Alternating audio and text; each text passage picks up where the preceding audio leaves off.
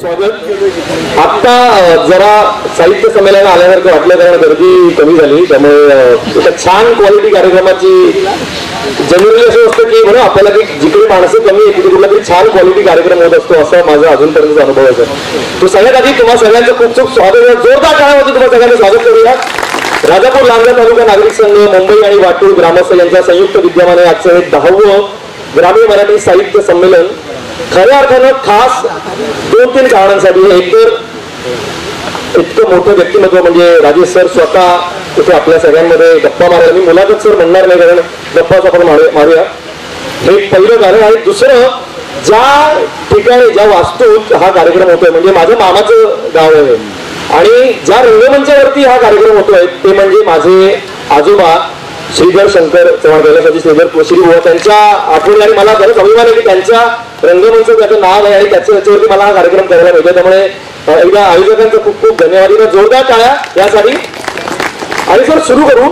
सर्वप्रथम राजेश सरांना कोण ओळखत नाही तरी सुद्धा मला तुम्हा सगळ्यांना खरं तर कोण ओळखत नाही. नाही सर, आम्ही आपल्या इथे आम्ही सगळे तुमचं काम अगदी तुम्ही नाटक क्षेत्रामध्ये तरुण गेलो गावचं सर पारायण केलेली लोक मला माहिती आहेत. त्याचबरोबर लग्नानंतरची गोष्ट श्रीबाई समर्थ, होते कुरूप वेडे ही झाली, काही मोजकीच नाटकांची मी नावं घेईन. सिनेमामध्ये मग कुणी घर देता का घर, दुर्गूस, शिकारी, कुमारी गंगूबाई नॉन मॅट्रिक असेल किंवा अगदी सिरियल्स मध्ये पुन्हा 1760 सासूबाई, तुझं माझं जमेना, काय पाहिलं, तसा सिनेमा, नाटक, सिरियल्स या सगळ्या क्षेत्रांमध्ये लेखन, दिग्दर्शन, कवी, अभिनेता अशी सगळी कामं करणार. आणि त्याच्याही पेक्षा आहेत आमच्या शेजारचा आमचा कोकणी माणूस म्हणून एकदम जोरदार टाळ्या आपण सरांसाठी वाजवला. आणि सर मला वाटतं एवढी ओळख पुरेशी असावी. तर मी मामाच्या गावापासून सुरुवात केली, आपण गावापासूनच सुरुवात करूया सर. पण तसं बालपण वगैरे सगळं इथे पहिलं तर गाव कुठलं? माझं बाजूला हा डोंगर खाली उतरला होता आमचं गाव. हे पाहिजे होतं. क्या बात आहे. येलो गावाकडे इतिहास आहे. ओके, काय समजला? त्याचं नाव काय तुझं नाव करायचं बाजू? आमच्या गावात येलू असायचं. येलू बांबू. अच्छा. हा तेव्हापासून आम्हाला बांबू लावायची सवय. त्या येलूवरनं आमच्या गावाचं नाव पडलं येलूबन. त्याचं आपण सोपायला येळवण केलेलं. म्हणजे कोकणी माणूस जसं जसं आपण सगळं हा सोप्या गाव आमचं येळवण गाव बाजूचं. आणि तिथे आमच्या अनेक पिढ्या व्हायला आल्या. आधीचं आमचं मूळ गाव राजापूर. अच्छा अच्छा. म्हणजे थोडी इतिहास इथे मोडी लिपी आपण त्यावेळेला आपण हा विषय काढला होता की राजापूरच्या इंग्रजांचे जे दुभाषी होते, जे महाराजा आणि राजापूरचे इंग्रज यांच्यात सतत त्यांचा संपर्क असायचे. नारायण शेळवी म्हणून त्यांचा याच्यात उल्लेख आहे. ते आमचे पूर्वज. तर तिथे आमचा वाडा आहे, तो पडले आता राजापूर. हा त्याला भिंती आहेत फक्त. तर ते तिथे आमच्या मुलीनंतर मग इंग्रज आले, खोटी मिळाली आणि मग ती खोटी घेऊन ह्या गावात काय गेले, त्या गावात काय गेले, तिकडे तसे आम्ही येळवणला काही वेळ आलो. अच्छा अच्छा. तर नारायण शेळवी हा आमचा पूर्वज इंग्रजांचा दुभाषी. आता गंमत बघा, आम्ही जेलपूर तिथलं पास व्हायचो. माझा भाऊ तर एकदा 11वी डिग्री नापासच झाला. त्याला एक अस्सल कोकणी शिवी आम्ही हसून म्हटलं, अरे आपले पूर्वज इंग्रजांचे दुभाषी होते, तू इंग्रजीत नापास होतोस? अशी आमची प्रगती झालेली आहे. पण अति जसं वाटूच म्हणजे वाटतो वेटोळ तसं वळणावरच ते नाव पडलं. आपले ते कोकणी माणसाचा स्वभाव. प्रत्येक गावाच्या नावाला काहीतरी इतिहास असतो, तो शोधण्यापुढे गंमत असते. आपल्याकडे तर किती आमच्या पूर्व भागात किती छान रोमॅन्टिक नाव आहे. अच्छा. हा तर ते जवळ येत मला माहिती आहे. पुढच्या गावाचं नाव अजिवली आहे. आपण इथे असल्यामुळे आपण ते बोलणार पण आहे की मिळून नाही मिळून हात आणि मग आपण पुढे जाऊया. म्हणजे पण सर मग गावी लहानपणापासूनच गावीच होतो आपण. तुम्ही गावीच होता? माझे आई वडील शिक्षक होते. अच्छा. माझे वडील खरं तर कलावंत, जन्मजात कलावंत म्हणतो ज्याला, ते रक्तातच कला असलेले. माझे आजोबा भजनी बुवा होते. अरे वा. वडील लहानपणापासून ढोलकी वाजवणं म्हणजे कला त्यांच्या रक्तात आहे. आणि ते साधारण मुंबईला शिकायला गेले आणि ते त्याच्या हायस्कूल नव्हती, राजापूरला होतं. पण मग मुंबईला नातेवाईकांकडे राहून मग ते तिथल्या राष्ट्रसेवा दलाची कलापथकं व्हायची. आणि दादा कोणत्या राष्ट्रसेवा दलाच्या कलापथकात ते काहीतरी कधीतरी अडचण आली, कुठला ढोलकीवाला नव्हता. तर कुणीतरी सांगितलं चंदू देशपांडे नावाचा मुलगा आहे, तो छान ढोलकी वाजवतो, त्याला बोलवलं गेलं त्यांना. अच्छा. आणि मग राष्ट्रसेवा दलाच्या कलापथकात दादा कोणते ते ढोलकी वाजवायचे, छोटे मोठे भूमिका करायचे. आणि दादा कोणते नायगावच्या एका चाळीत राहत असत, त्यांच्याबरोबर ते राहत होते तिथे. दादांचा सहवास नावाचं त्यांचं पुस्तक आहे, ते उपलब्ध आहे अमेझॉनवर वगैरे, तर तुम्ही घेऊन वाचू शकता. दादा कोणते जे लोकांना माहिती नाही त्याच्यात कसं किस्से आहे. तर ते चंदू देशपांडे म्हणजे आपले वडील, माझे त्यांना चंदूभाई म्हणून असते. तर त्यावेळी भाई म्हणजे वेगळ्या पद्धतीचे भाई असतात. आणि भाई त्यांना जे उपनाम दिलं ते आटले गुरुजीने दिलं. अच्छा अच्छा. आटले गुरुजींचे राजकीय गुरु. आटले गुरु सगळ्यांना माहिती असतील, नसतील माहिती तरी पुन्हा सांगतो. इकडे अनेक वर्ष आमदार होते आणि हाफ पॅन्ट मध्येच ते वावरायचे. त्यांचा एक किस्सा आहे, लांजा डेपोला तेव्हा उभे होते ते असेच कुठेतरी जायला. मला वाटतं त्यांचं नाव शिपूस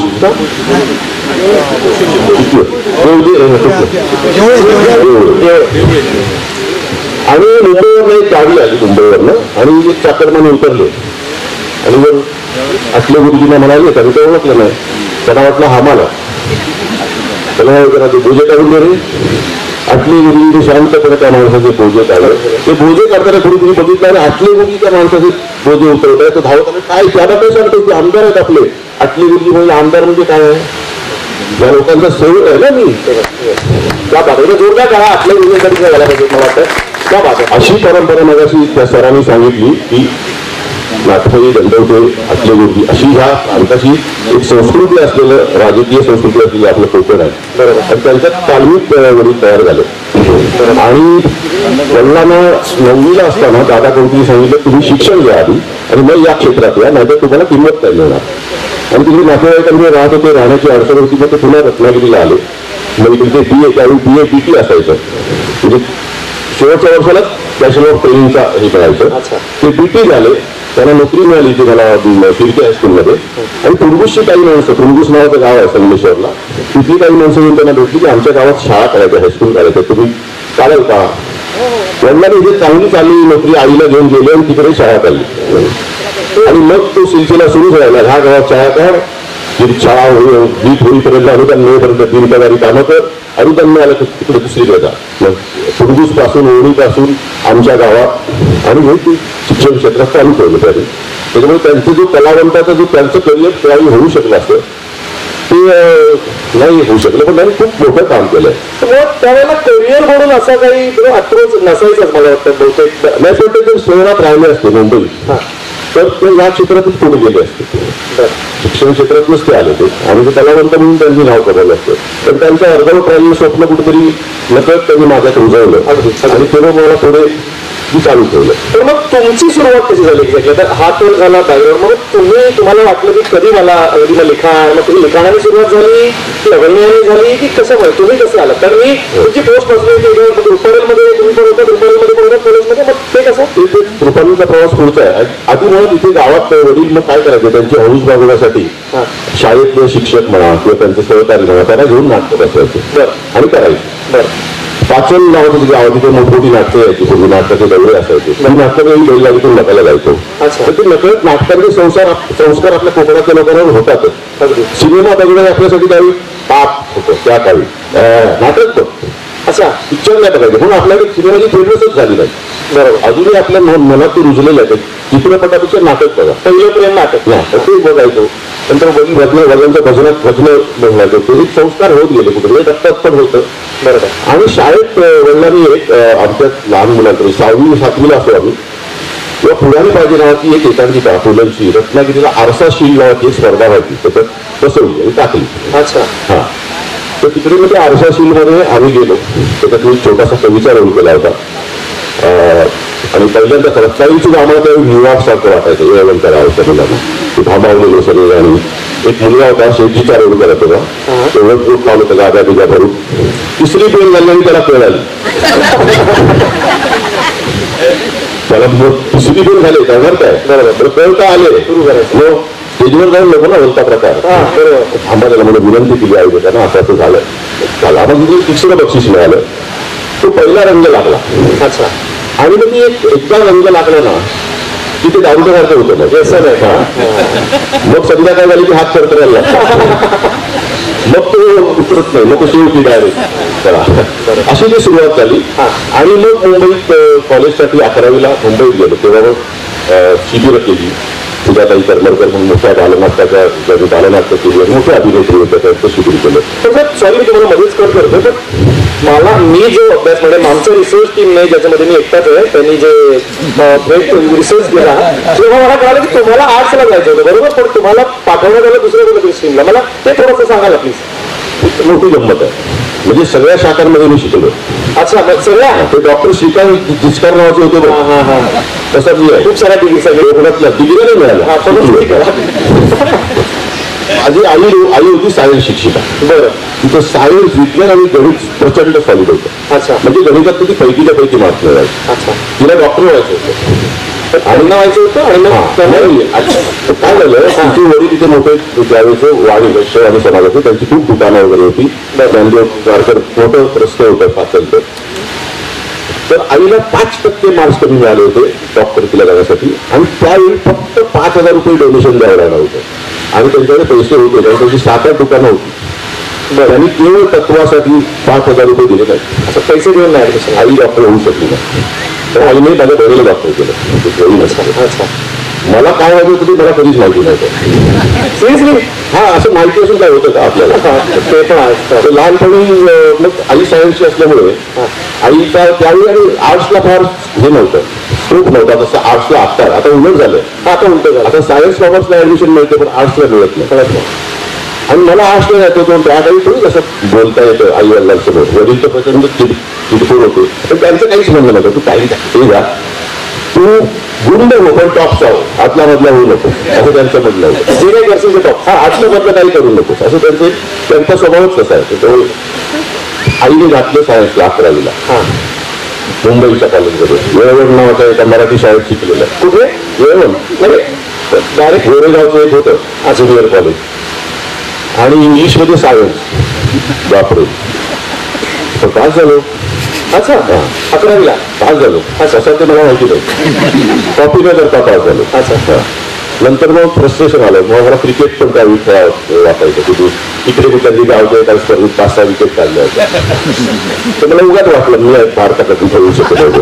टिपिकल कोकणी माणसं स्वप्न मोठी लागायची डायरेक्ट. म्हणजे बाळासाहेब ठाकरेंचं एक सामन्यातलं अग्रलेखात एक वाक्य वाचलं होतं त्यांचं नव्हतं ते. तेव्हा पहिल्यांदा त्यांचं एकच लक्ष विधानसभा म्हणून त्यांनी प्रमोशन केलं होतं तेव्हा सत्ता नव्हती आली पण आमदार खूप आले होते. तेव्हा त्यांचं अग्रलेख की not a failure but low aim is crime.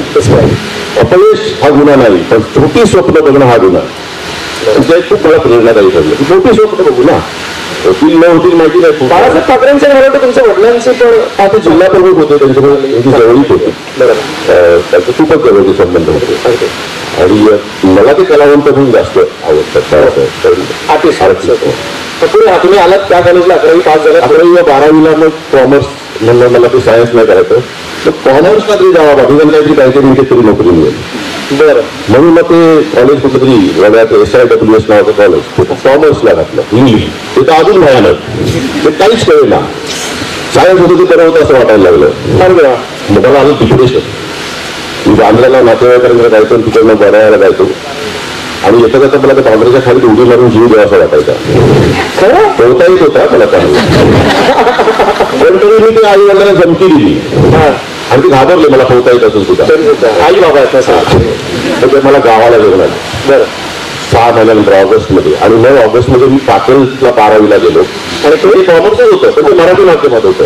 बरं त्याच्यामुळे मी तिन्ही साईड केलं आणि 10वी 12वी आणि मग FYला मी ग्रॅज्युएशनला आर्ट्सला मुंबईत गेलो. की मला आवडतं करू आईला पण कळलं ह्याचं ते सायन्स होणार नाही त्याला काय करायचं ते करू सगळं आताच सोडलं जाऊ दे आता काय करतो ते करू दे. तिकडे मग आर्ट्समध्ये पण माझी एक आहे मी स्वतःला 55 कोटींचा बळी समजतो का 55% बळी 55% मिळाले होते मला. 10वीला 55, हा. 11वीला 55, 12वीला 55 आणि ग्रॅज्युएशनला 55. कन्सिस्टन्सीसाठी मानवी जोरदार काळात 55 साठी हा असं ठरवून पण कोणाचं होऊ शकत नाही. ऍक्च्युली हा त्याच्यामुळे सगळं 55% बळी म्हणतो. एक पुस्तक आहे ना 55 कोटींचा बळी हायवेवर. म्हणजे विद्यार्थीकडे कोणी असतील तर तुम्हाला 55% मिळत असतील तर तुम्ही मराठी मधला एक उत्तम लेखक दिग्दर्शक कवी होऊ शकता हे तुम्ही लक्षात ठेवा. मुद्दाम नका मिळू. त्याच्यानंतर खूप टक्के टोटे सोसले म्हणून आज माझी मुलाखत होती. मग तिथून रुपारेलचा प्रवास सुरू. रुपारेल नंतर खूप आला. मी ग्रॅज्युएशन झालो तर तिकडे मी एक हौशी संस्थेत प्रायोगिक संस्थेत काम करायला लागलो. झुलवा नावाचं एक नाटक होतं. त्याच्यात मला एक मॉब मध्ये रोल होता आणि तेव्हा खूप असा बारीक वेळ होतो. उंच तेव्हा माहिती होतं की मला ह्या क्षेत्रात तेव्हा कळालं होतं. क्रिकेटचा नाच सोडला. म्हणजे हे कळालं की क्रिकेट नाही चांगलं. हा आता काय नाही तर उशिरा गेलो तिकडे बघितलं तर मी खूप उशिरा आलो. एक तर क्रिकेटसाठी लागणाऱ्या साधनांचे पैसे आमच्याकडे नव्हते कारण आई वडील इथे त्यांचे एक वेगळेच व्याप सुरू होते. मी त्यांच्याकडून कधी पैसे मागितले. ग्रॅज्युएशन किंवा ते शेवटचा पेपर झाल्यानंतर मी आई वडिलांकडनं माझ्या खर्चासाठी 1 रुपया मागणार नाही असं मी माझ्या मनात ठरवलं होतं आणि आम्ही पाळलं. वा. त्याच्यानंतर बरीच काय काय वेगळी कामं केली पण घरून पैसे नाही मागवलं. तर मी 11वीला जेव्हा क्रिकेटला जायचं होतं शिबिराला तेव्हा मी महिन्याचं हे होतं काय शिबिर असतो ना कोचिंग फूट बीट घेतले होते स्ट्राईकचे. अच्छा. हा आणि मामाकडे जायचं त्यावेळी मामाच्या घरी मालाडला आणि मी महिन्याचं काय शिबिर संपलं आता डायरेक्ट दिवाळी. मग ते जे बूट होते स्पाईकचे तेव्हा तर खूप महाग दिला माझ्यासाठी खूपच महाग वाटायचे ते माळ्यावर ठेवले बाथरूमच्यावर माळा असतो ना. आणि चला आता दिवाळी आली परत कोचिंगला जायचं म्हणून ती बॅग काढली आणि बघितलं तर ते शूज उंदरांनी कुरतडून टाकलेले होते आणि मी उपसा बोक्षी रडलो. मामा म्हणाले एवढंच काही घेऊया ना दुसरे तर नाही मला हा मला संकेत आहे. हे संकेत आहे मला हा संकेत दिलाय उंदरांनी आणि उंदीर मी एक गणपतीचा संकेत दिलाय की तू परत क्रिकेटमध्ये नाही जायचंय पुढे. माझं क्रिकेटचं स्वप्न उंदरांनी कुरतडून टाकलं. तर थँक्यू त्या उंदराला. थँक्यू त्या उंदरामुळे आम्हाला इतका छान लेखक दिग्दर्शक मराठीचा इतका स्टार मिळाला. मग जसं आपण मगाशी म्हणत होतो की मग तेव्हा असं काही फेवरेट किंवा सिनेमा वगैरे तेव्हा नव्हता पुढे नाटकच करायचं होतं पण तेव्हा नाही असं काही करत राहायचं जे आपल्याला येतं ते करत राहायचं. आजही तेच माझं म्हणणं हे स्वप्न नक्कीच मोठी होती पण असं ठरवलं होतं की मला हेच व्हायचं द्यायचं होतं तेव्हा मी ऍक्टर म्हणूनच काम करायचं होतं. मला असं काही फेवरेट ऍक्टर्स किंवा असं कोण सगळेच आवडायचे म्हणजे असं काही नाही. फेवरेट काय सगळ्यांचे असतात तेच. अमिताभ बच्चन विक्रम गोखले नाना पाटेकर हे बघून ते आवडायचे. तेव्हा काय फार कळायचं नाही ना ऍक्टिंग मधलं तेव्हा सगळेच ऍक्टर आवडायचे. आता एकही आवडत नाही. ओके. तर मग प्रोफेशनली आता तो तर मॉब मध्ये होता तुम्ही जसं जुलवामध्ये सांगितलं तेव्हा प्रोफेशनली असा पहिला ब्रेक म्हणेल असं कधी आलं आयुष्यात? त्याच्या आधी मी स्पर्धा करत होतो खूप स्पर्धा केल्या. मग घरात राहण्याचे प्रॉब्लेम होते नातेवाईकांचे राहण्याचे प्रॉब्लेम होते मित्रांकडे राहिले काही बऱ्याच काही स्थानकांनी सुद्धा माझी रात्र बघितलेली आहे मुंबईतल्या. असं ते स्ट्रगल नाही म्हणत ती प्रोसेस होती. मला मजा यायची आज तेव्हा की उगाच स्ट्रगल केलं वडापाव खाऊन वगैरे ते काय नाही ते केलं सगळं कारण त्याचं उगाच मी कौतुक म्हणून निर्वत करायची गरज मला जायचं होतं मला खास होती. आता इथे राहिलं असतं तर चांगलं दरवेळी जेवण मिळालं असतं. कदाचित इथे राहिलो असतो तर शिक्षक म्हणून आमच्या शाळेत नोकरीला लागलो असतो. कदाचित इथे आमदार पण असतो वेळाला मी.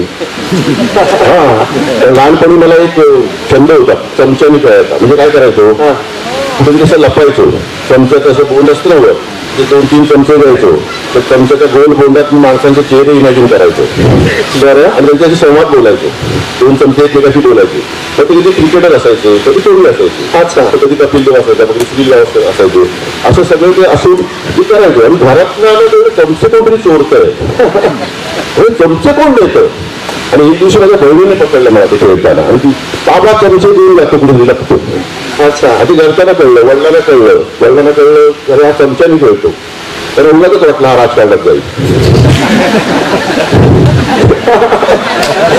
बरं पण म्हणजे आता ज्याला आपण आत्ता रोल प्ले वगैरे असं काही सगळं म्हणतो म्हणजे हे सगळं मुळातूनच आलं असं काही टेक्निकल मुळात कसं आहे ना मी लेखक होण्यामागचं जर खरं कारण असेल तर माझं गावात केलेलं आयुष्य हा मी त्याच्यावरती जाणार होतो पण मग ते कसं कनेक्ट करतात. मी गावात आम्ही शेती करायचो बरोबर प्रॉपर नागर धरून सगळं आम्ही वडील एक दिवस असायचे नावेनी माझं तुम्ही प्रॉपर ही सगळी शेती एक वर्ष आम्हाला आदर्श शेतकरी म्हणून बक्षीस पण मिळालं रत्नागिरी जिल्ह्यात. अच्छा अच्छा, खूप थंडी फार तिकडे होतं तेव्हा.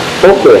कारण तेव्हा पगार वगैरे नव्हते आलेला त्याच्यात पर्याय होता ते गुरं राखायचो. ते सकाळी मी नांगर करून लावणी घेऊन असते तर मग शाळेत जायचो गुरं राखणं आणि त्या गुराकडे जेव्हा बसायचं का ते गुरांचा करण्याचा आवाज आणि निरव शांतता फक्त निसर्गाचा आवाज तिथे मला इमॅजिन कल्पना करण्याची शक्ती म्हणण्यापेक्षा सवय लागली. विचारात गुंतून राहा विचार तुटत नव्हते तेव्हा. आता तुम्ही ना मोबाईल आणि ह्याच्यामुळे तुम्ही 2-3 मिनिटांच्या वेळेस सलग इथे विचार करू शकत नाही. बरोबर. तेव्हा काहीच नव्हतं. टीव्ही नव्हता, फोन नव्हता, रेडिओ सुद्धा खूप लागायचा. तर रेडिओ लागायचा रत्नागिरी जिल्ह्यातल्या गावात सांगली केंद्र स्पष्ट ऐकू आहे. अच्छा. रत्नागिरी केंद्र नीट ऐकू यायचं नाही. म्हणजे तेव्हापासून पश्चिम महाराष्ट्र ऐकलेलं आहे. त्यांचाच आवाज इकडे चालतो. अच्छा अच्छा. त्याच्यामुळे ना ती कल्पना करणं चित्र डोळ्यासमोर आणलं एवढं. मग कविता सुचायच्या, घरी पुस्तकं यायची ती वाचायचो. मग कविता सुचायच्या, अर्थ लिहून ठेवायचो. असं ते थोडंसं काही होत राहिलं आपोआप. म्हणजे मला दुसरा करून मी काहीतरी करतोय किंवा टीव्हीवर बघून मला याच्यासारखं व्हायचं म्हणून मी या क्षेत्रात आलेलो नाही. मला स्वयंप्रेरणेने या क्षेत्रात आलो आणि मला ते सगळी भोगायची तयारी होती.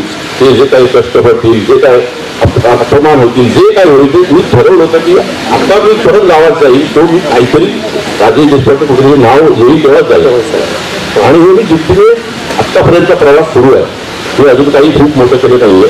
अजून खूप करायचं ही सुरुवातच आहे. म्हणजे रोजचा दिवस हा सुरुवात करतो. नाही नक्कीच. पण खूप छान काम चालू आहे. पण तुमच्या कामामध्ये ना जर आपण बघितलं की खूप वेगळे पण दिसतंय आणि ते इनोव्हेशन नेहमीच आम्हाला दिसतं. ते म्हणजे आता मी स्पेसिफिकली येणार आहे त्या मानाने. म्हणजे बघा आता जेव्हा आम्ही सुरुवात केली किंवा आपण ऐकलं होतं की मालवणी भाषा म्हणजे भाऊजींनी जो खूप वरती नेऊन ठेवली होती किंवा चिपळूणच्या भाषेवरती पण संतोष पवार वगैरे सगळं काम करत होते. पण आपला हा जो मधला जो पट्टा आहे मगदी राजापूर लांजा हा तिकडची संगमेश्वरी भाषा म्हणजे आता प्रभाकर मोरे आहेत किंवा अगदी त्यांनी सुद्धा आपलं तरुण गेलो गावमध्ये कसं आहे करतोय ती भाषा संगमेश्वरी आणि आपल्या इकडची संगमेश्वरी भाषा थोडा फरक आहे. त्याच्याबद्दल गुहागर मंडणगडची भाषा वेगळी आहे. ती संतोष पवार नाही ती बानकोटीकडे जाते. बानकोटी ही संगमेश्वरी नाही. Okay okay. फरक आपल्या इकडे तो आपल्या इकडे ती मगाशी पहिल्यांदा सुरुवातीला बोललो ती भाषा आणि चिपळूणला बोलतात त्याच्यातही थोडासा फरक आहे. पण ही आपल्याला ती वैभव मागली परफेक्ट बोलतो. हा मागले. हा मी त्यांच्याबद्दल बोलतो की पण म्हणजे तुम्हीच ती तरुण गेलो गावामध्ये तर तरुण गेलो गावच्या आधी मी ती मालवणी डेज मालक त्याच्या आधी मला वाटत नाही की कोणीही ती वापरली असेल तर मग हे कुठून आलं ते वापरायचं मला हीच भाषा माझी वापरायची कारण ती तेवढी फेमस नव्हती. नाही कारण कसं आहे शेवटी तुम्ही ज्या गावातून येता तिथली संस्कृती तिथली भाषा वापरणं हे तुमचं कर्तव्य आहे आणि ते तुमच्या आतून येतं. कारण मी ती कॅरेक्टर्स बघतो ना अजूनही आपल्या प्रत्येक गावात एके टायमाला काय झालं अशी एक कॅरेक्टर असतंच. आता झालंय काय पूर्वी आता मोबाईलमुळे तेवढा वेळ नाही. पूर्वी रस्त्यात तोंडी दोघं माणसं भेटायची मग चंची काढायची मग सुपारी काढत पानाला मस्त पैकी शिरा काढत एक अर्धा पाऊण तास एकमेकांच्या गप्पा व्हायच्या निवांत आणि त्याच्या स्टोऱ्या लागायच्या. पूर्वी असायची कधीतरी रात्री घडलेली तर सुरुवात व्हायची सकाळपासून. काय झालं सकाळी उठलो आणि 40 मिनिटं वाई करा चाय आणि गेलो गाड्या गेलो आणि हल्ल्यात बसलो तर समोर भाव उभा कसा चुकला मी बंदूक घेऊन आलो कसा उचला म्हणजे कसा अशी ती गंमत हे कॅरेक्टर आम्ही बघितलेले आहेत ना मग ते कॅरेक्टर वापरायला पाहिजे ना कुठेतरी. शेवटी आपण लेखक अभिनेता त्यांनी बघितलेल्या माणसाला कुठेतरी अभिनीत करतो आणि लोकांसमोर आणतो. ऑब्झर्वेशन तसंच झालं ते. आता आपण म्हणजे थोडंसं मग त्यालाच आपण पुन्हा आता तुम्ही त्याच्यावरती जेव्हा वर्कशॉप्स घेता म्हणजे सृजन बद्दल पण आम्हाला सगळ्यांना सांगायला आवडेल की सरांची जी संस्था आहे सृजन त्याच्यामधून क्रिएशन हा तर त्याच्यामध्ये खूप साऱ्या गोष्टी आता जर तेव्हा तुम्ही ते शिकवता म्हणजे आता तुम्ही ते टेक्निकल म्हणून शिकवता आणि तेव्हा तुम्ही ते क्रिएटिव्हिटी म्हणून शिकवता तर आजच्या मुलांना हे शिकवताना तुम्ही कशा पद्धतीने सांगता. तर मुळात ते शिकवत नाही मी जरा करून घेतो. अच्छा म्हणजे मी फक्त तोंडी मार्गदर्शन पुस्तकी नाही करत त्यांना करायला लावतो मी करून दाखवतो. आणि मुळात भाषा हा आताचा खूप मोठा प्रश्न आहे. म्हणजे मी शुद्ध अशुद्ध नाही म्हणत बोली भाषा ह्या सगळ्याच ग्रेट आहे जसं आपल्या मॅडमने सांगितलं बोली भाषेला तेवढंच नाही. पण तुम्ही जेव्हा या क्षेत्रात येता कला क्षेत्रात येता तर तुम्हाला प्रमाण मराठी पण तसंच बोलता आलं पाहिजे की तुम्ही जर कोकणातला आहे आणि मला कुठल्या तरी सदाशिव पेटी एखाद्या ब्राह्मण माणसाची भूमिका मिळाली तर ती करताना मला तुम्ही ओळखलेलं पाहिजे की हा कोकणातला आहे, संगमेश्वरी बोलीतला आहे, तिथं असलेली मला बोलता आलं पाहिजे. भाषा कमी जास्त कुठली नाही, पण तुम्ही भूमिका कराल किंवा लेखन कराल तर तुम्हाला त्या भाषा या क्षेत्राला पर्याय नाही. बरोबर. म्हणून मग तो एक पॅरेग्राफ आहे जो मला 11वीत जेव्हा सुजाताई करमरकरांनी शिकवला होता. प्लीज. तो ऍक्च्युली आहे पार्श्वनाथ आळतेकर नावाचे एक मोठे दिग्दर्शक होते. त्यांनी केवळ भाषा, उच्चार आणि श्वासासाठी जो पॅरेग्राफ तयार केलाय. त्याचा अर्थ कळत नाही. अच्छा. त्याचा अर्थ एवढाच आहे की तुमच्या आतून येणाऱ्या कलेची उत्स्फूर्त जी प्रेरणा असते त्या प्रेरणेला कुठल्याही भाषेची गरज नसते, कुठल्याही भाषेच्या पलीकडची असते. एवढा त्याचा अर्थ आहे. म्हणजे शब्द मुद्दाम असे योजले की ते सगळे उच्चार त्याच्यात येतात. आपण बोलू शकतो ते बोलतो ना की मी सगळ्या मुलांनाही देतो, तू पाठवतो. त्याचे असं एका श्वासात म्हणायचं आता तरी कदाचित जमणार नाही. दोनच मिनिटं. वेगळे विद्यार्थी आहेत आणि त्यांना नाटक, सिनेमा या क्षेत्राबद्दल काही आहे तर आपल्यासाठी सुवर्ण संधी आहे. जर आपण हा मोमेंट कॅप्चर करूया, सगळ्यांनी ते शिका. तर मला वाटतं हे कार्यशाळेमध्ये सगळ्यांना सर शिकवतात. आपण मला वाटतं सगळे नक्की आहोत की आपल्याला हे समोरासमोर बघायला मिळतं. Sir please. आणि मी गावागावात जाऊन कार्यशाळा घेतो, पण बोलवलं तर बोलवल्याशिवाय नाही. मला वाटतं मी इकडे सगळ्या आमच्या मंडळींना विनंती करेन की आपल्याला ही सुवर्ण संधी आहे की आपण नक्कीच ही कार्यशाळा सर आम्ही अप्रोच होऊन त्यामध्ये रत्नागिरीला घेतली, लांजाला घेतली. बरोबर. मॅडमनी आता अचलला घेतली, जळवणला घेतली.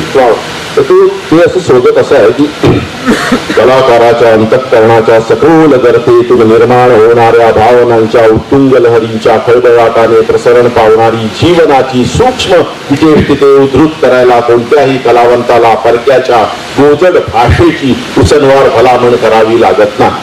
क्या बात आहे, जोरदार काय, क्या बात आहे.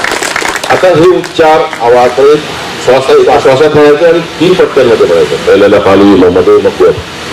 हा व्यायाम आहे. तर 3 गोष्टी साधल्या जातात. तर हा व्यायाम आहे. आणि आजकाल काय होतंय ना, बरीच मुलं इंग्रजी माध्यमात शिकत असल्यामुळे काही अक्षरं त्यांच्याकडनं उच्चारलीच जात नाही. उदाहरणार्थ ण हा उच्चार जो आहे बाणातला, आता रोमन मध्ये ण येत नाही ना, एन येतो न. त्याच्यामुळे नचा खूप प्रश्न आहे, अडचण आहे. 4 प्रकारचे श आहेत. बरोबर. एक शहामृगातला श, एक सस्यातला स, दुसरा षट आणि क्षत्रियातला क्ष.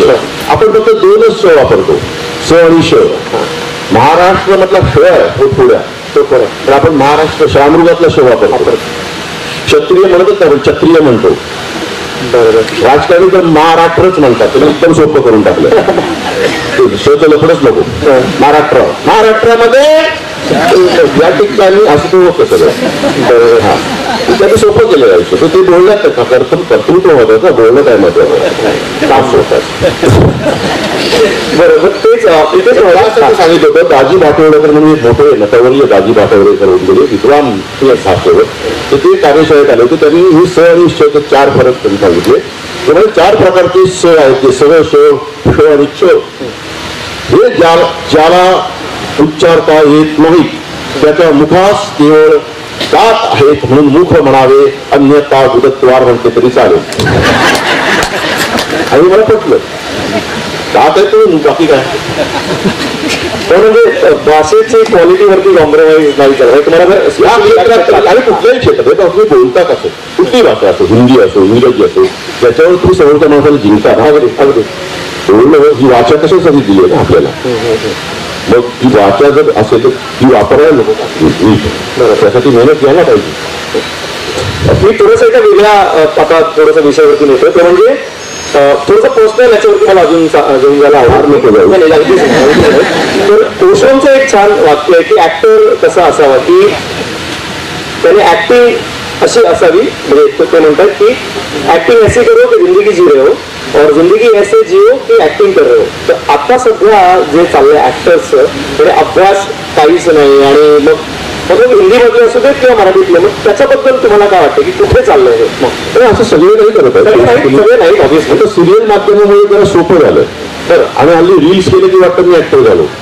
हा रील्स करतात, मग त्याला हजारो लाईक्स येतात, मग त्यांना वाटतं आपण ऍक्टर झालो. तसं नसतं. त्याच्यासाठी तपश्चर्या करावीच लागते. बरोबर. कुठल्याही क्षेत्रासाठी तुम्हाला तपश्चर्या करावी लागते. तपश्चर्याचा अर्थ 12 वर्ष. म्हणून त्याला तपश्चर्या म्हणतात. एक तप म्हणजे 12 वर्ष. बरोबर. तुम्ही त्या क्षेत्राला तुम्ही व्यवसाय करा, तुम्ही नोकरी करा, तुम्ही परिपक्व व्हायला तेवढी वर्ष द्यायलाच पाहिजे ना. थोडा वेळ की नाही. म्हणजे मी कायम उदाहरण देतो की इंजिनियर व्हायला किती वर्ष लागतात? 5-6. डॉक्टर व्हायला पास किमान नापास नाही झाला तर ते सोडा, टायपिस्ट व्हायला सुद्धा एक वर्षाचा कोर्स करावा लागतो की नाही? बरोबर. की तुम्ही ऍक्टिव्हच कसं फक्त एक रील करून आणि फोटो करत व्हा? बरोबर की नाही? आणि दुसरी गोष्ट आहे, झाडावरच्या पिकलेल्या आंब्याला आणि चुनावरून पिकवलेल्या आंब्यात फरक असतो की नाही? चवीत. मुलाला हेच सांगतो मी माझ्या वेळेसाठी, जो झाडावरचा पिकलेला आंबा वा, चुना लावून पिकवलेले आंबे होऊ नका. लवकर बाजार येतील, लवकर जपतील, पण ती पुन्हा लोक ते घ्यायला येणार नाही. तो लटकत तरंगतच राहणार पाण्यावर. ते बोलणार पित्राची छत्री येऊ नका. वडाचा वृक्ष व्हा, पिंपळाचा वृक्ष व्हा. वाढायला होऊ लागतो, पण एकदा वाढलं की शक्ती सावली आणि ऑक्सिजन देतो. बरोबर बरोबर. त्या बात येस. आता मला ना एका स्पेसिफिक तुमच्या कामाबद्दल, म्हणजे खूप सारी कामं तर छान आहेतच, पण करून गेलो गाव म्हणजे, आणि मनापासून इतकं खरंच त्यातले डायलॉग सगळं सर पाठ व्हायचं म्हणजे अगदी मी बरं आपल्याला पाठ असेल, मला नाही पाठ.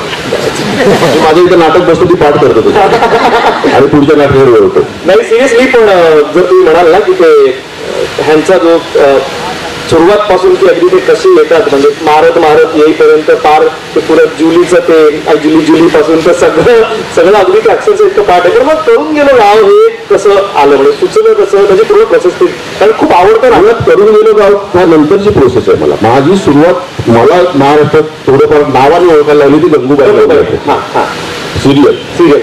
आणि मी जेव्हा मामाकडे राहायचो तेव्हा एक कामाली बाई यायच्या, त्याला दिनेशची आईच म्हणायचो, त्यांचं खरं नाव माहिती नाही. दिनेशची आई आता हिंदुसारखेच होते, असं नऊवारी साडी पंक्च्युअल, एकदम वेळेला पंक्च्युअल. 9 म्हणजे 9ला येणार. आणि तुम्ही जर नाश्ता करत असाल तर ताट खचून नेणार, कारण तेव्हा पुढच्या घरात वेळेवर जायचं असायचं. नाही तर तुमचं तुम्ही दूध असा माझं मला जासावं लागायचं. आणि स्पष्ट कारण मी उशिरा उठायचो. बरं, त्याच्यामुळे माझी उशिरा नाश्ता करायचा. मला माझ्या घासाची सवय तेव्हापासूनच लागली. ते कॅरेक्टर आणि फक्त सगळ्या कामाला बायकांमध्ये एक जो गुण असतो तो म्हणजे गॉसिपिंग. अख्ख्या सोसायटीतल्या बातम्या इकडे तिकडे सांगत BBC.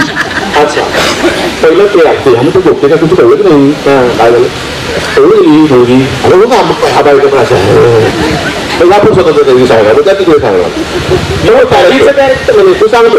ते कॅरेक्टर बसल्याने ते मी तयार केलं. ही एक गंमत करून झाली, पण गंगूबाई वेगळी कशी होईल?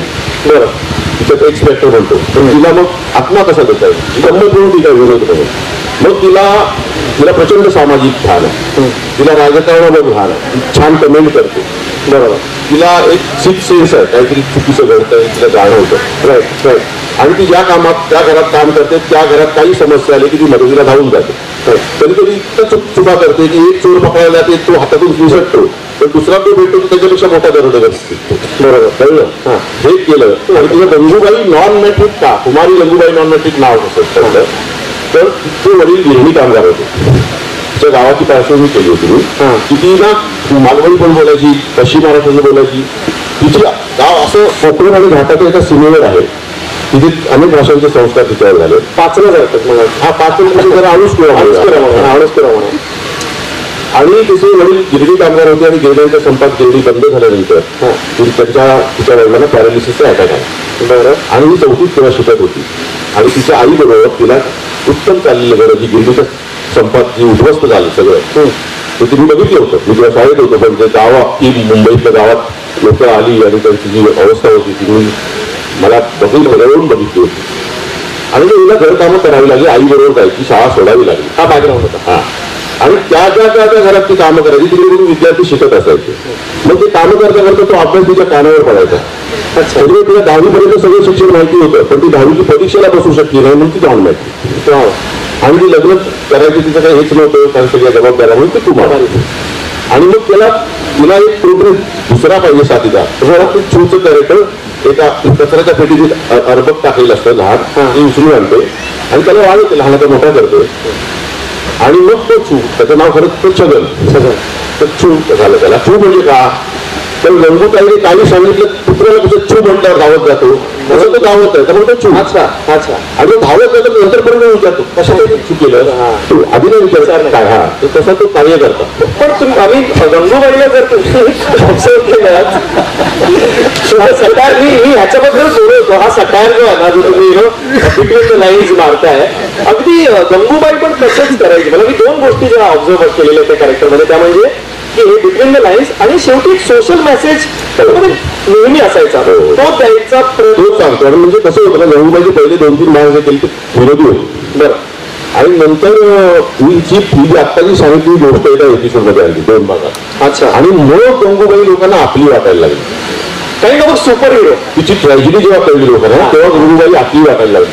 त्यात ती केवळ विनोदी मालिका जे म्हटलं असतं त्याच्यातलं प्रवासन झाला, हास्य जत्रा झाली असते. मग ते व्यक्तिरेखा नसते उभी राहिली. तर ती पार्श्वभूमी टाकल्यामुळे ती लोकांना आपली घरची वाटायला लागली. म्हणून मग त्याचा मूव्ही करायचं त्यानंतर नाटक केलं. नाटकाचे पण 6 प्रयोग झाले. आणि मग चित्रपट आला. चित्रपट मला करायचा नव्हता, त्या चॅनलवरच करायचा होता. अच्छा. पण तो योग होता की 2च व्यक्तिरेखा घेऊन 3 माध्यमात कलाकृती येणं. मला वाटतं कुठल्याच याच्यात झालेलं नाही. एक सेम कॅरेक्टर जोन, त्याचं नाटक, त्याची सिरियल आणि त्याचं पुन्हा मूवी. एकदा कुमारी गंगूबाई नॉन मॅट्रिकसाठी निर्मिती झाली आणि काही दोघांसाठी जोरदार काय झालं पाहिजे. पण मग त्याच्या नंतरची प्रोसेस आहे करून गेलो गावच्या नंतर खूप बऱ्याच वर्ष नंतर मी ऍक्टिंग करत होतो. मी मृण्मयी नावाची सिरियल दिग्दर्शित करत होतो. सायमल्टेनियसली ऍक्टिंग करत होतो. मी जवळजवळ अनेक नाटकांचे मी 1000 प्रयोग केले. की ऑल दी बेस्ट नावाचं नाटक खूप गाजलेलं आहे. त्याच्यात मी भरत जाधव बरोबर मी 300 प्रयोग केले. देवेंद्र पेन आणि ऍक्टर म्हणून खूप काम होते. पण मी गंगूबाई नंतर मला लेखक दिग्दर्शक म्हणून एक ओळख मिळाली आणि त्याला म्हणजे स्थिर स्थावर झालो. मुंबईत घर नव्हतं. पण अजूनही तुमच्यातला डायरेक्टर तुम्हाला जास्त उजव वाटतो की ऍक्टर असं चूज करायचं झालं असं नाही मी सांगू शकत. त्यावेळी त्याचे काय मी जीव करून करतो बऱ्यापैकी. आणि सगळ्याच गोष्टी केलेल्याच आव्हानात्मक आहेत. त्याच्यामुळे सोपं काहीच नाहीये. अच्छा. तर मी जेव्हा ऍक्टिंग करतो तेव्हा त्यातल्या माझ्यातलं लेखक दिग्दर्शक बाजूला ठेवतो. मी तेव्हा ऍक्टर असतो. अच्छा. त्यानंतर काय होतं, ते दुसरे लेखक दिग्दर्शक इन्सिक्युअर होतात आणि मग ते काम नाही देत. त्याच्यामुळे आपलं घरी लेखक दिग्दर्शकाला सांगतो तू घरी राहिले की जरा ऍक्टिंग करून येतो.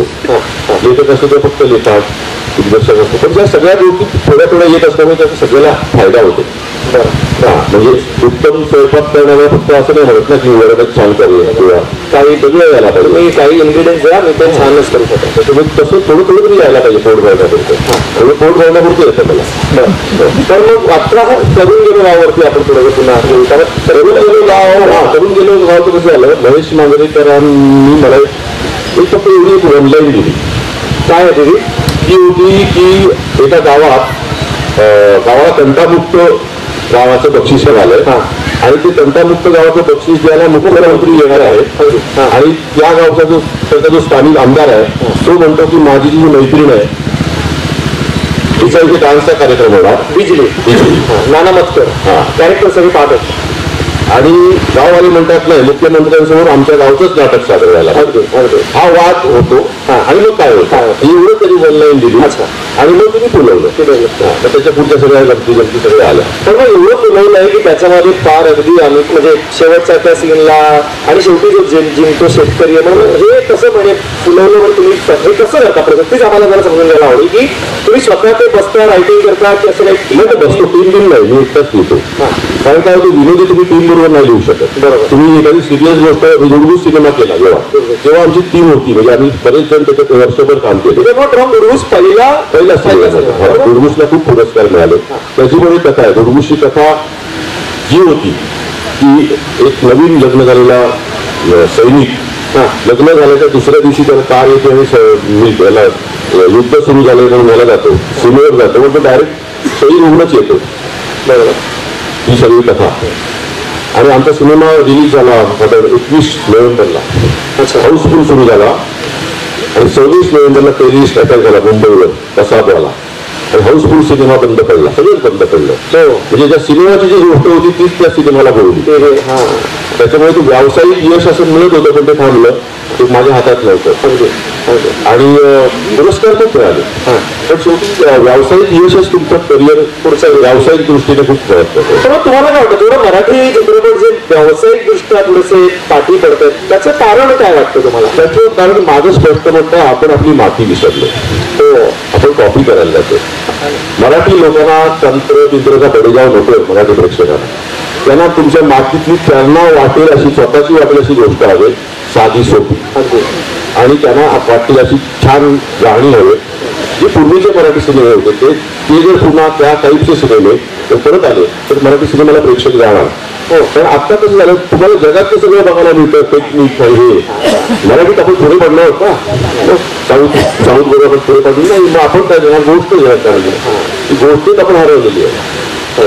गोष्ट हरवल्यामुळे प्रेक्षक हरवले. मध्ये एखाद दुःख काहीतरी असं छान गेलं प्रमोशन मध्ये कमी पडतात आणि मानसिकता पण तयार झाली पाहिजे ना मराठी सिनेमाला जायची. बरोबर. आणि काय होतं लोकांना माहिती 8 दिवसात टीव्हीवर दिसणार आहे कुठेतरी मग कशाला जातील पैसे खर्च करून.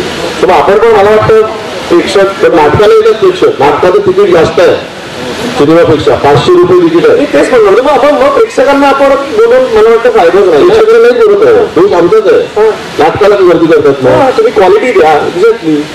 नाटकाला मराठी प्रेक्षक करण्याच्या वेळेला असं वाटलं होतं आम्हाला की त्या नाटक धंदा संपणार आम्ही आता काय करायचं. पण सर्वांचं उलट नाटकाला जास्त गर्दी व्हायला लागली. कारण 2 वर्ष लोकांची टीव्ही आणि हे बघून इतकी कंटाळली होती त्यांना लाईव्ह जिवंत कला बघायची होती आणि ती गर्दी आता चालू आहे. म्हणजे आज तुम्हाला सांगतो 100% पैकी 60 ते 70% नाटकं उत्तम चालले. हा रेशो आधी पण नव्हता कधी. तर करोनामुळे एक इष्टापत्ती झाली. पण मग आता मध्ये मी एक वाचलं होतं की गव्हर्नमेंट असं काहीतरी प्लॅन करते की नाट्यगृहात मग सिनेमा दाखवला जाणार आहे. What is your take on that. काय म्हणतात जेव्हा मराठी नाटकाचे 3 प्रयोग होत नाही पूर्वी सर. अच्छा पूर्वी 3 प्रयोग व्हायचे. शिवाजी मंदिरला सकाळ दुपार रात्र 3 प्रयोग व्हायचे बऱ्यापैकी गर्दी व्हायची. आता नोकऱ्यांची पण वेळ असं झाल्यात लोकांना वेळ नाही मिळत. मग उरलेल्या वेळात त्यातून काय फरक पडतो आणि त्याच्यात काही मला चुकीचं वाटत नाही. किंवा नाट्यगृहामध्ये 100 जागा कुठं तिथे वापर करू शकतात आणि थोडंसं बजेट वाईज पण ते ठरवू शकेल आणि मग त्याच्यानुसार पण मग त्या गोष्टी सगळ्या कमी होऊ शकतील. हो. सर एक आता थोडंसं आपण याकडे चाललो पण त्याच्यापूर्वी एक खूप मला वाटतं महत्वाचं नाव तुमच्यामध्ये नाटक किंवा तुमच्या एकूणच लेखनात सुद्धा किंवा तुमच्या थोडंसं पर्सनॅलिटी बदल मिळेल ते म्हणजे पु ल देशपांडे. ते तुम्ही किती फुलराणी म्हणा तर किती इन्फ्लुअन्स ऑब्व्हियसली आपल्या प्रत्येक मराठी माणसावरती तर त्यांचा इन्फ्लुअन्स आहे. तुमच्यावरती कसा इन्फ्लुअन्स आणि किती आहे तसा. ते पु ल देशपांडे मी सातव देशपांडे. पु ल देशपांडेशिवाय काय आहे हे साहित्यिक आणि दुर्दैवाने आज मी मला काही कार्यशाळेत मुलं येतात ना मला भीती वाटते त्यांना मी लेखकांची नावं विचारतो. पु ल देशपांडे माहिती आहेत का. ब्लॅक असतं हा खरं आहे. हो कोण सांगणार कोण संस्कार करणार. घरात शाळेत संस्कार होत नाही घरात त्यांच्याबद्दल बोललं जात नाही. तुमच्या एरियातला कोणतरी भाई माहिती असतं सगळ्यांना. राजकारण्यांची नावं माहिती असतात राष्ट्रवादी लोकांची नावं माहिती असतात लेखक साहित्यिकांची नावं कुठे माहिती असतात कवीची नावं कुठे माहिती आहेत. आता पुढच्या पिढीला बघा वाचन मला वाटतं घरात पण संस्कार नाही आणि म्हणून लहान सरांसाठी चळवळ जी सुरू करतात गावागावात पोचली पाहिजे. अगदी आणि उचलून धमक्या देऊन पोरांना आणलं पाहिजे शाळेतल्या बसवलं पाहिजे. त्या स्थानावर बसतील नावं तरी पडतील मग शोधतील कधी पुढे देशपांडे बघूया असं होऊ शकतं. आणि एकदा वाचायला घेतलं की मग पुढे काही तुम्हाला करायचं. पु ल देशपांडे जेव्हा विमनस्क होता वैफल्य येतं पु ल देशपांडेचं आता युट्यूबवर सगळं आहे वाचायची पण गरज नाही. कानाला लावून बसलं तुमचं सगळं दुःख निवारण होऊन जातं. त्याच्यामुळे पुढं काय अजून बरेच आहे. मी इन्फ्लुअन्स स्पेसिफिकली म्हणतोय कारण तुमचं मुलांचं काय झालं मुलं माझ्या वडिलांच्या आईकडून नातेवाईक करायचं. हा तर ते मला खूप उशिरा कळलं.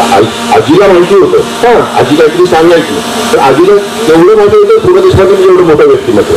अच्छा कारण ती जुन्या काळात तर तेवढं कुठे काहीतरी मावशीचा असं वगैरे सांगायची. तिला कुठे माहिती होतं पु ल देशपांडे तिला वडिलांच्या वेळी त्याची भेट झाली होती त्यांची फुलांची. तर माझी फुलं राणी होय आणि साहित्य करत होती. अच्छा त्या बात. हा बाकी सगळी आहेतच की तुबारवा वगैरे असतात. आजच कालच टाकले मी रत्नागिरीला उतरलो स्टेशनवर आणि रत्नागिरी स्टेशन हे टाकलंय तुम्ही त्याच्यावर भाई पु ल देशपांडे आत्ताच्या आमची बरोबर भेटतो तर काय सौभाग्य होईल. त्याच्यात बाकी काय बोलला तेव्हा आवडेल.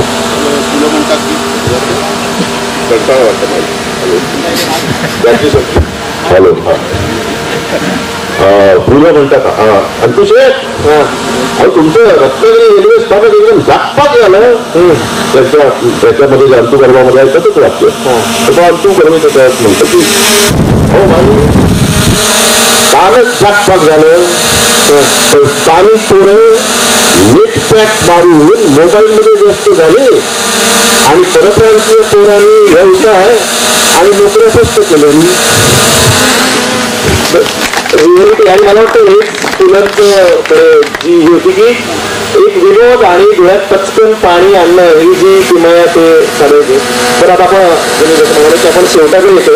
तसं तुम्ही आता सोशल मीडियावरती पण बऱ्याच जागा बघतो की तुम्ही बऱ्यापैकी ऍक्टिव्ह असता. म्हणजे तुमचं आता जसं तुम्ही जसं रस्त्यावर उतरलं तुम्ही त्या स्टेशनची रील बनवली आणि तर सोशल मीडियाचा आता जो वापर होतोय किंवा त्याचा कसा बॅलन्स आता बरेचसे प्रेक्षक आहेत, विद्यार्थी आहेत, तरी तो कसा करावा आणि याच्यासाठी कसा करिअरसाठी म्हणून कसं त्याचा उपयोग होऊ शकेल. सोशल मीडियाचं ती वापरलं पाहिजे होतं सोशल मीडिया या सगळ्यांना माहिती असेल पाहिजे. हा ज्यांना माहिती नसेल माहिती असेल आपल्या कोकणात माहिती नसेल असं ते पाहिजे होत आहे ती वापरलं तर नाही ते अंगाशी येतं तो जपूनच वापर करायचा. ती मला जबरदस्त प्रतिभा म्हणजे हे मिळालंय. पुढच्या वेळेला हेच वापरून विचार होते की बाईंगर होते ते नीट वापरलं नाही गेलं की ते अंगाशी येतं. अगदी प्लीज.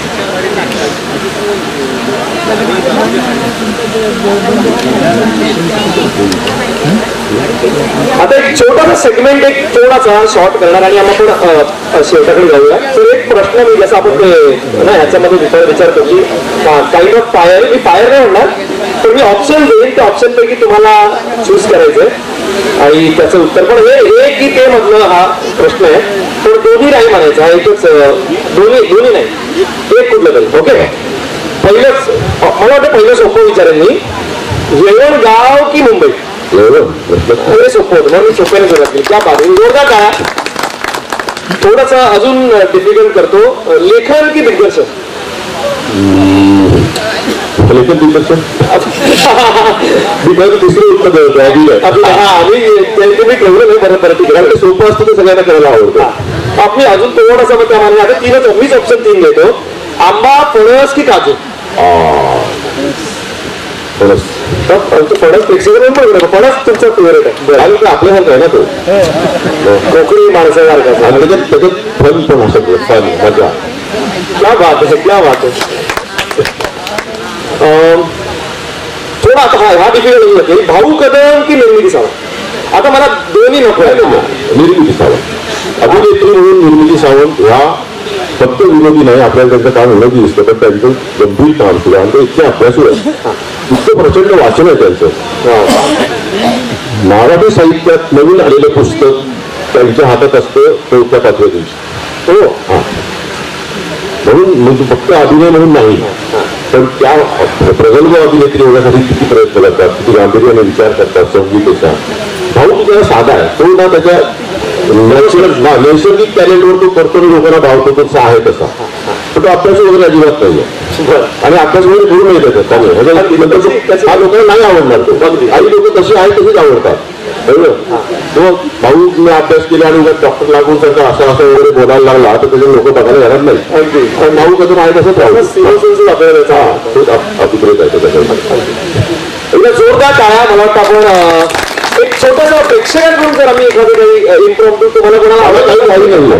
हा चालेल आयोजकांना मला घाई नाहीये कारण काय मी इकडे आलो की रात्रभर जागा असतो गावी. विजय आणि लाल सर विचारू शकतो तर प्रेक्षकांना. येळवणच्या धोंडीच्या भूताबद्दलची माहिती. कुठला येळवणचा धोंडीतलं भूत. येळवणचा प्रेक्षक आपले एवढे डिटेल जात आहेत. धोंडीतली बायो. हा तर बाकीच्या प्रेक्षकांसाठी हा प्रश्न असा होता की येळवणच्या धोंडीतली बायो म्हणजे गुरुत्व असं काहीतरी ते आमच्या येळवण गावात एकच प्रेक्षणीय स्थळ आहे पर्यटकांसाठी धोंडीतली बायो. अच्छा. आणि मला एक कल्पना सुचले होस्ट पर्यटन म्हणजे टुरिझम त्याचं भूत पर्यटन नावाची संकल्पना कोकणात काढली जाईल आणि ती कोकणात मला वाटतं जबरदस्त चालेल सर. अरे मी ज्या प्रत्येक गावात एकतरी भूताचं एक आख्यायिका आहे. अगदी अगदी. आणि तिकडे लोकांना मिळून द्यायचं दाखवायला रात्री तिकडे जांबू असायला वगैरे. मग चाळा असेल तर कुठे चाळा उभा करायचा तिथे आणायचा नाट्य करायचं त्याचं नाट्य कळलं ह्याच्यावर मजा येईल. सर म्हणून ट्रेडमार्क घ्यायला वगैरे एक आयडिया घेतली जाईल पहिली. करायला पाहिजे. तर मग ते विचार करा ती येळवणची काय गोष्ट आहे? ती बाई आहे म्हणतात तिथे दगड आहे. तुम्ही तिकडे गेलेला वगैरे आहे तसं रस्त्यातच आहे. अच्छा गावावर दगड आहे तो दगड रस्ता रुंदी करण्यात पण तो काढायला देत नाही तिथे बायो आहे. ती कोणाला दिसली आधी मला माहिती नाही. बायो दिसली नाहीये. पण आम्ही एक गेम ठरवलेला आम्ही मित्राने तिथे पोरगा आहे छोटासा आमच्या वाडी, त्याला पांढरी साडी नेसून रात्री बसवायचा रस्त्याला बायो टाकला आणि मग बायो दिसायचं बायो. पण मी मला काय सांगतो तिथे किस्से एवढे आहेत ना, त्याच्यावर एक रात्र जाईल लागते, रात्रीच सांगायला पाहिजे सरच मजा. बायोचाच किस्सा सांगतो. आमच्या गावात एक दशरथ जाधव म्हणून आमचा एक मित्र आहे, तर त्याचे वडील होते आणि तिथे हे करत नाही असतात ना, ते भूत आलं की तर त्यांनी किस्सा त्याला सांगला. तो सांगत होता की संध्याकाळची वेळ होती तेव्हा, म्हणजे जेव्हा काही टॉप दिसलं काहीच नव्हतं, 3 वेळ, आणि ते त्या रस्त्यावरून चालले होते तेव्हा रस्ते पण होते मातीचे रस्ते, आणि या बायोच्या दगडाजवळ कुत्रं त्यांच्या मागे चालायला लागलं. गावातली कुत्री पण सगळी ओळखीची असते तेव्हा आणि माणसं पण ओळखी दाखवत नाही. आता माणसंच कुत्र्याची किंमत येत माणसाला. आणि त्यात चाललंय मागे फक्त गावातलं कुत्रं नाही आलं असेल मला कोणतरी घरापर्यंत गेलं आणि घरात गेलं झालं विसरलं कुत्रं गेलं नंतर. बरोबर. त्याच्यानंतर बघितलं ते ऐकलं बघितलं आहे. नंतर आमच्या रस्त्याजवळ मालकवाडी म्हणून आहे, तिथे शिरीभाऊ मालक आले, तर तिथे तेव्हा एका मुलीच्या अंगात ती बायो आहे. बरं. हे सगळं करायला लागलं. बायो नेमकी कशी जाते कोणालाच माहिती नाही. अच्छा. ते कुणी बघितलं ती बायो झाली असं सगळ्यांनी धरलं. मग ते जे दशरथ जाधवचे वडील त्याच्या मागे ते पुत्र लागलं होतं, त्याला बोलवलं गेलं आणि ते काढणं सुरू झालं मारून धरून. बोल शिवाय टिपिकल ना, बोल मांडीची कोण असतो, बोल बाहेर पडणार असं 2-4 फटके बायो वाईट लागली. बायो पडणार या ती म्हणजे फडव्या परवा तुला संध्याकाळी कुत्रा करून सोबत केली घरापर्यंत आता मला मारतो. त्यांचं काय झालं असेल, काय होईल निर्चुनी झाली त्यांची. बापरे. पण सर ही आयडिया खरंच भारी आहे की, आणि किंवा आम्हाला आवडेल की या बायोवर किंवा कोकणातल्या या अशा खरं सगळ्या भूतांचा बायोडेटा मागूया एकदा. क्या बात आहे, क्या बात. इथं जोरदार टाळ्या झाल्या पाहिजे किस्सेसाठी काही. हो, कोणाला अजून काही प्रश्न प्रेक्षकांकडून? हा सर प्लीज मॅडम प्लीज. आम्हाला थोडा आवाज येणार, थोडा मोठ्याने प्लीज बोला. पुढच्या ग्रामीण साहित्य संमेलनासाठी तुम्ही लाड सरांच्या डोक्यात बायो घुसवलेली आहे. त्यावेळेस तुम्हाला लाड सर फोन करतील पुढच्याशी बायो कशी आणायची ती साहित्य संमेलन. हे बघा, लाड सर म्हणजे माझा मानगुटी बनवून असलेला संबंध असतो.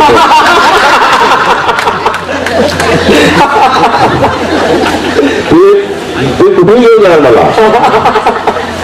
चाळी संबंध असतात ना, तेच आहे, ते माणूस कोणीच आहे. गुड लाड सरांसाठी पण आपण जोरदार टाळ्या देऊया की या चांगल्या कामासाठी बसलेला असा समोर मला वाटतं आपल्या सगळ्यांना चालेल. असा संबंध सगळ्यांच्या संबंधात यावा. त्या बात आहे. ठीक आहे. मग मला वाटतं तुमचे प्रश्न नसतील तर हा प्लीज प्लीज सर. हा राजेशजी, आता जशी जी भूताटकीची संकल्पना आता आली, तर त्याच्यावर काय तुमची अशी माझं हे पहिलं नाटक आहे आम्ही आलेलो नावाचं, ते भूताटकीवरतीच आहे. होय काय? हा, त्याची शंभर प्रयोग झाले तेव्हा संजय नारळीकर आणि विजय कदमनी कामं केली. ती कोकणातली 2 भूतं 2 भूत असतात, ते भूत बनून मुंबईत जातात. ती गोष्ट मी सांगत नाही, कारण पिक्चर लिहिलाय तर करणार आहे, तो आधीच सांगितलं तर मजा जाईल. वा त्या बाबा शुभेच्छा. तर त्याला इफेक्ट्स वगैरे पण काहीतरी बऱ्यापैकी वापरले होते मला वाटतं. हा, ते फार नव्हते भिंतीतून येतात वगैरे, पण नाटकात किती वापरणार. बरोबर बरोबर. मला वाटतं प्रेक्षकांचे प्रश्न पण, आणि आम्हाला खरंच खूप अजून गप्पा मारायचं वाटतं, पण आपल्याकडे वेळेची मर्यादा आहेच. तुम्ही एक सादरीकरण मला वाटतं करणार आहे, आम्हाला सगळ्यांना आपल्याला आवडेल ना सरांनी सादर केलं काय आहे, मला एक आज सकाळी लवकर जाग आली. थंडी प्रचंड होती गावात, तरी लवकर जाग आली, तर मला कविता सुचली. मला एक आजोबा भेटले, अशी कल्पना केली, आणि ते आपण टिपिकल आपल्याकडे उडती नाही रे आता ते पूर्वीची मजा. तर असं प्रत्येक पिढी म्हणते, आपण पण काही वर्षानंतर नवीन परत आमच्यासारखी मजा नाही. तुम्ही काय मजा केली तर पण आम्ही म्हणणार. तर तसं एक आजोबा भेटले, तर मला सुचलं जरा काय सांगू बाबा, काय सांगू बाबा, आमच्या कालची आता मजा नाही राहिली. तेव्हा किल्ल्यावर होती लंगोटी, तेव्हा किल्ल्यावर होती लंगोटी, येशी बिशी नव्हता तरी सगळं कसं वातानुकूलित. भाव राबत होते एकाच मली, भाव राबत होते एकाच मली, शाळेत शिकत नव्हती पोरं, चालत शिकत नव्हती पोरं, पण आयोवानी जमनी इकायची आली नव्हती थेर. हो वाव बीट असं. खिशात नव्हता अडका, खिशात नव्हता अडका पण हातात होता अडकित्ता. खिशात नव्हता अडका पण हातात होता अडकित्ता. तेव्हा मारायची नाही तारायची घेतली जायची सुपारी. हो तेव्हा मारायची नाही तारायची दिली घेतली जायची सुपारी. खल्यात जो सुख दुःखाचा रोड जमायचा दुपारी. वाव. मागे लागलेली होती दारिद्र्याची पिढा, मागे लागलेली होती दारिद्र्याची पिढा, पण तोंडात रंगत होता आपुलकीचा विडा. क्या बात आहे. कुणी कुणाला लावत नव्हता चुना, कुणी कुणाला लावत नव्हता चुना. पूर्वजांच्या आठवणींनी भरलेला हडपा होता जुना. तेव्हा वायल्या झाल्या नव्हत्या स्वार्थी गॅसच्या शेगड्या. तेव्हा वायल्या झाल्या नव्हत्या स्वार्थी गॅसच्या शेगड्या. काका पुतण्याच्या एकपै होत्या, काका पुतण्याच्या एकपै होत्या, जोड्या पवारफुल तगड्या. तंगड्यात तंगड्या घालून एकमेकांनी पाडायची भाऊबंदी नव्हती आली. तंगड्यात तंगड्या घालून एकमेकांनी पाडायची भाऊबंदी नव्हती आली. काय सांगू बाबा, आमच्या काळात ती आता मजा नाही. क्या बात आहे, क्या बात. तेव्हा पिकासनी ब्रॉयलर कोंबडी सारं वाढवणारी आली नव्हती खत. अच्छा. तेव्हा पिकासनी ब्रॉयलर कोंबडी सारं वाढवणारी आली नव्हती खत. चौथाच्या कष्टाचं खाऊन होत नव्हतं पित्त, कशात नव्हतं खळखळत, छातीत नव्हतं जलजलत, दुसऱ्याच्या यशानं कुणाच्या मनात नव्हतं मलमलत. समानतेचा समाजवादी ओढा होता सतत खलखलत. काळजातली माणुसकीची बावडी नव्हती आटली. काय सांगू बाबा, आता आमच्या कालची मजा नाही आहे. तेव्हा भात होता, तेव्हा भात होता, नाचणी होती, हरीक होता, होती वरी. तेव्हा भात होता, नाचणी होती, हरीक होता, होती वरी. वरी होती पण चिंता नव्हती. क्या बात आहे. तेव्हा भात होता, नाचणी होती, हरीक होता, होती वरी. वरी होती पण नव्हती चिंता. मुंबईतून येणाऱ्या लेकराची वाट बघून म्हातारीची एकटीच जगत नव्हती चिंता. अख्खा गाव धावत यायचा, अख्खा गाव धावत यायचा, पडली जर हरली. अख्खा गाव धावत यायचा, पडली जर हरली. काय सांगू बाबा, आता आमच्या कालची मजा नाही राहिली. आता पोरासनी मुंबईची हवी हौस, आता पोरासनी मुंबईची हवी हौस. घरात राहिली 4 तारखी, गाव पडली ऊस. तर पोरांचं तरी काय चुकता, पोरांचं तरी चुकता काय. गावातल्या मुलाशी लगीन करायला पोरगी राजी होत नाही. आता शेठच्या कासऱ्यात आणि वेसनी जिंदगी जाते सरत. आता मुंबईच्या शेठच्या कासऱ्यात आणि वेसनी जिंदगी जाते सरत. गावात माणसात नाही काम आणि कामात नाही माणूस, अशी आपली गत. पैसे घेऊन दिलेला फुकट जाता मत, पैसे घेऊन दिलेला फुकट जाता मत. बेड्याकडे डोळे लावून बसलेली आहे, बेड्याकडे डोळे लावून बसलेली आहे आणि वसाड पडली जमीन. तेव्हा येशील रे बाबा म्हणत आत्म्यात रडून कोरडी पडून गेली. काय सांगू बाबा, आता आमच्या कालची मजा नाही.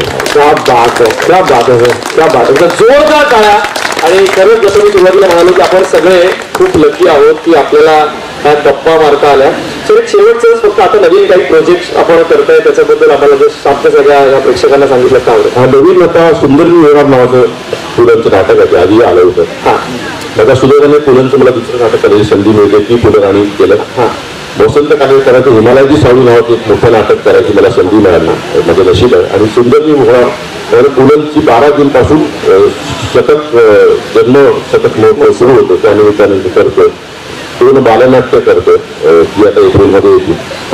आणि अशा बऱ्याच गोष्टी लागून राहिल्या, पेरून ठेवले, शेतकरी आहोत. अच्छा. उघड न उघड मूवीज मध्ये पण असं काही चालू आहे, सगळं वेब सिरीज केलं, हे केलं. पण ते आमच्या क्षेत्रात कसं आहे ना, जोपर्यंत येत नाही तोपर्यंत सांगून काही फायदा नसतो. कधी निर्मात्याचा काही पाऊस येतो, कधी दुष्काळ पडतो, कधी काय होतं. त्याच्यावर शेतकऱ्याचं राबत राहायचं, रोज कष्ट करत राहायचं, पेरत राहायचं, मातीशी आणि मतीशी इमान राखायचं. बस. सो मातीशी आणि मतीशी इमान राखायचा हा एक छान सुंदर हा संदेश देत मला वाटतं आपण आजची ही मुलाखत इथे थांबूया. एकदा जोरदार करा सर. Thank you so much. आपण या साहित्य मला बोलवलं त्याच्याबद्दल खरं तर आभार. कारण मला रोज माझं एक तत्व आहे आयुष्यात, रोज किमान एक तरी नवीन माणूस भेटला पाहिजे, त्याच्याशी ओळख आणि मैत्री करायची. वा ते माझं व्यसन आहे.